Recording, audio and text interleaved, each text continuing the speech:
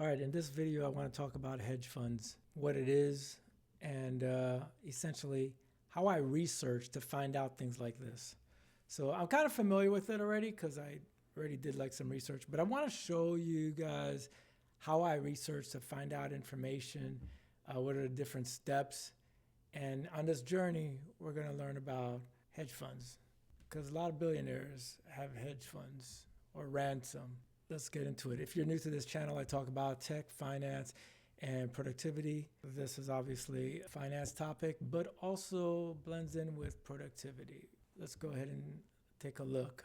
By the way, go ahead and subscribe if you haven't, and if you're new to this channel. And hit that like button if you get some value out of this. All right, what we're looking at right now is ChatGPT. Let's go ahead and ask it. What's a hedge fund? I've heard about stocks, kind of familiar with that. Why is there this thing called hedge fund? Okay, it's a type of investment fund that pools money from wealthy individuals or institutions and uses a wide range of strategies to try to generate high returns. And there's the key points: exclusive access, high risk. They've got a specific fee structure and strategies. Now, sometimes when I'm doing research, I don't like to read a lot. I like to read like the meat of what I need to know. Let's get to it. So when I prompt ChatGPT, sometimes I try to ask it to be like really brief. Answer again, but be brief. Did I spell brief right? It's a private investment fund for wealthy investors and institutions. Pulls money together with aggressive strategy. So already I'm seeing the key theme here, that it's like for private investors, but they're also aggressive. So why don't we just ask it, well, what's the difference between that and just a regular stock market or a regular investment with a private individual that's on a risky product, right? You could do a private investment for something risky. Why is that not a hedge fund? Actually, it already says it's about to give me some examples. But I want to answer this question right now. Sometimes I pound like different ways of asking the same questions because this way it really like drives it in. Great question. I love how positive it is. The difference comes down to structure, scale, and rules. A hedge fund is a form of pooled vehicle. Many investors put money in. A private manager runs it and is structured as a fund with legal regulatory frameworks, as opposed to just like some Joe Schmo off the street that you privately invest in their business that might be high risk. The fund can use some complex strategies. So they've been mentioning that for a while, about the complex strategies. It's a private risky investment.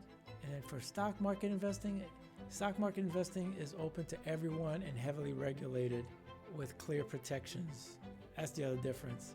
So like the government kind of protects you when you're investing in the stock market, but with hedge funds, in contrast, they operate with fewer restrictions and they're limited to accredited wealthy individuals. What does it mean to be a accredited wealthy individual? Wealthy investor. In the US, being an accredited investor means that you meet certain wealthy or income thresholds. Like I already looked this up before in the past, so I know that it just means that you have to have like a certain amount. You have to make a certain amount, but here's the details right here. The income test, you got to be making at least $200K a year or $300K with a spouse. Actually, that I didn't know. I would have thought it would have been $400K with a spouse for at least 2 years back to back. The wealth test, you have to have a net worth of $1 million, not including your home. Don't be thinking that just because your house is worth $1 million, that means that you're an accredited investor. You got to have it in cash or some other type of assets, not including your home. And other routes, some licensed professionals like Series 7, 65, 82, or certain entities also qualify. Actually, that part I didn't know about. I knew about like the first one, and I knew about the second. The third is new to me.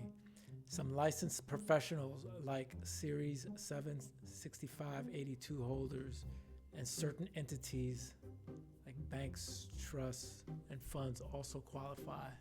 Interesting, huh? Because I thought we were talking about like an individual, whether or not you're an accredited investor. So I guess the entity itself, like a bank, could be an accredited investor. So for your third point, other routes, some licensed professionals and certain entities. When you say that, are you saying that a bank as an entity can be an accredited investor? Okay, well, there you go. I mean, I guess that makes sense because banks invest, right? I didn't realize it fell under the same umbrella as accredited investor. I thought that term applied to human beings, not entities. So there you go. That is what a hedge fund is. Now, what if you want to start one? In 10 steps, tell me how I can start my own hedge fund. Let's go ahead and take a look at that. All right, I got to define my strategy, decide how you generate returns, long, short, equity, global, macro, quant, crypto. You see all these terms? Global macro, what the heck is that? Long, short-term equity, that I get. That's just I was about to say stocks, but they just talk about long-term. If you're about to make money, I think over a year, and short-term is under a year, or is it 2 years? All right, so anyway, so I got to define a strategy. Then I got to make it legitimate, form an LLC, choose jurisdiction. Most funds are set up in Delaware. See, that's something else to do research. And I always hear about companies being formed in Delaware. There's a reason for that. I can't remember exactly what that is. I guess the SEC got to know about this. This is essentially like a business plan, but in terms of finance. That's what it sounds like to me. Limited partnership agreement. All right, how you structure the business. Subscription docs, what investors sign. Set up your fee structure, how much you're going to be charging people basically, right? How much money you're going to keep from the investors. Build an infrastructure. Choose service providers, prime broker, administrator, auditor, fund attorney. I never heard of this term, prime broker. I guess they're like the main broker. There's someone that does the trade, so I guess that's what it's called. Raising capital, launching operations, okay. And then lastly, ongoing compliance and reporting. I was expecting it to say, start collecting that money. Bam, bam, bam. In short, strategy, legal structure, compliance, service providers, raising capital, and launch. Okay, so we know what a hedge fund is. We know how to start one. We know the steps. But now I want to find out what percentage of hedge funds actually succeed. What percentage of hedge funds actually succeed and make a lot of money? And what percentage just break even? And what percentage fail? And let's say that this is in the United States. Sometimes when I do my research, I like to compare different AI platforms. So I'm going to ask the same question to Perplexity. All right. Perplexity says only about 6% of hedge funds manage to outperform the market in terms of nominal returns. And I think when they're saying outperform the market, I think they're talking about comparing it to index funds. And if you don't know what an index fund is, I talk about that in my last video actually. So if you could take a look at that. About 21% outperformed. Making a lot of money generally refers to outperforming the market benchmarks. I love how they put that in quotes, making a lot of money. So the percentage is likely closer to 6.6% figure for outstanding performing. All right, well, let's see what ChatGPT says. The failure rate, studies covering roughly 94 through 2000 show that about 8 to 9% of hedge funds close each year. That's actually low. Survival, about 53% of hedge funds continue operating. Break even, precise numbers of how many funds merely break even are scarce, so they don't really know. Top performers, about 15%. I'm sighing because this says like 15% for high returns. Over here for high returns, they define that as 6.6%. So with cases like this, then I do even more research. I look more resources. Let's go to Grok. I should look up the name to see where Grok came from. All right, anyway, let's continue looking at ChatGPT in the meanwhile. So now it just summarizes it. Fail, close 8%, survive 40 to 50, high profits 5 to 10%. Oh, okay. No, then that's consistent with what actually Perplexity was saying. They were saying 6% of people do well. Okay, so the 15% that we saw here collectively have averaged around, these are the returns. These are not the percentage of people that do really well. So the percentage of people that do really well are like 5 to 10%. Let's go back to what Grok, it's still thinking. Hedge fund lifespan is 5 years with 1 in 3 failing annually. Grok tends to be slow, and it also tends to give me a lot more information than I need. Give me a much shorter answer. All right. That's all I need to know to begin with. In the US, 10 to 20% of hedge funds succeed, high returns. 10 to 20% break even, 0 returns. 40 to 50% fail. Well, there you go. That's what you have to look forward to if you want to start a hedge fund.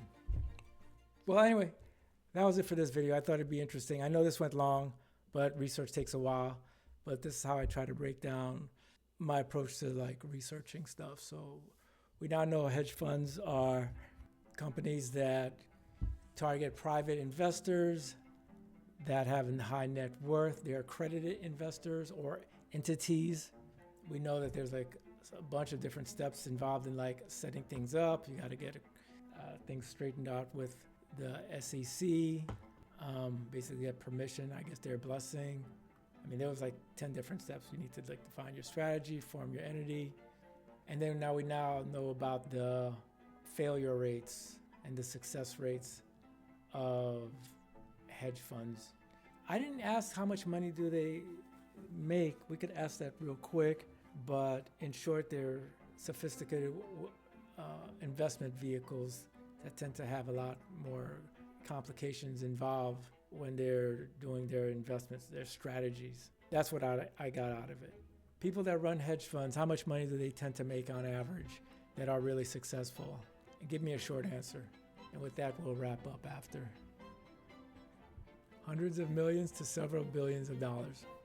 And that's the reason why I even asked this question.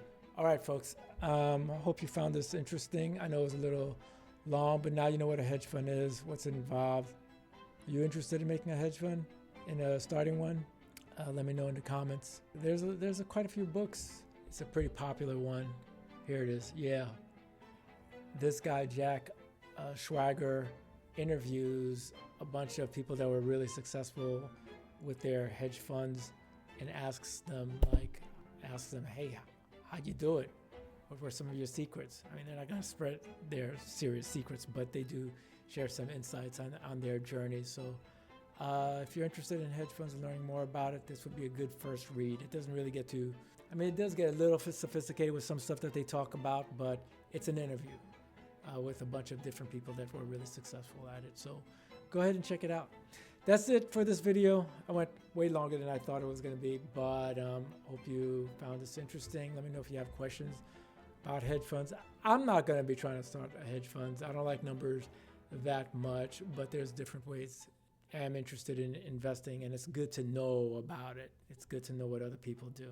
That's it for now, folks. If you found this video interesting, make sure you also check out this video, and I will see you in the next one.